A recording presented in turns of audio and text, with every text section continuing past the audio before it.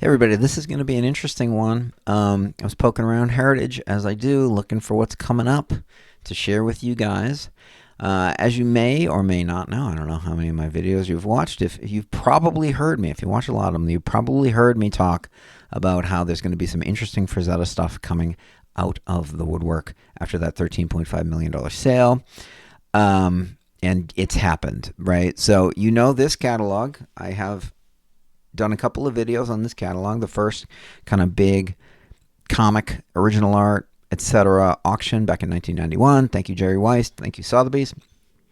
As part of that sale, the Vampirella #1 cover painting by Frank Frazetta was offered at the time.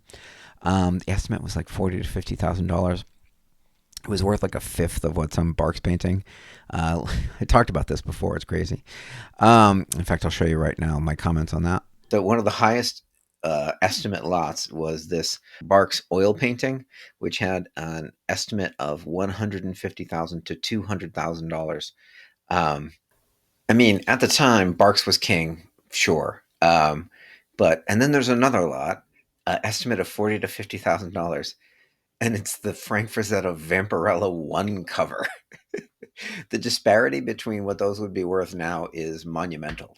I have no idea what the Barks thing would be worth, but the Frazetta cover would be worth like $10 million, and I'm sure that Barks cover is not worth $10 million. Anyway, that painting is coming up for sale again, and it's crazy. So there's some things wrong with it. Like he overpainted it. He got rid of the costume, which makes it not really the cover anymore, but it is still the cover. It's what his final vision of the cover.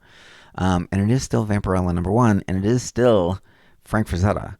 So it's going to be really interesting to see what this one sells for. I, kind of joked that it was worth like $10 million or whatever, but I'm not sure what it's going to sell for now.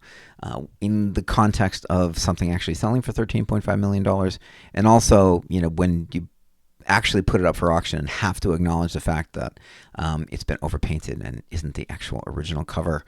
It's just Frazetta's later vision of what it should have been. He called the costume corny, which I think is funny. And it seems like a very Frazetta thing to do.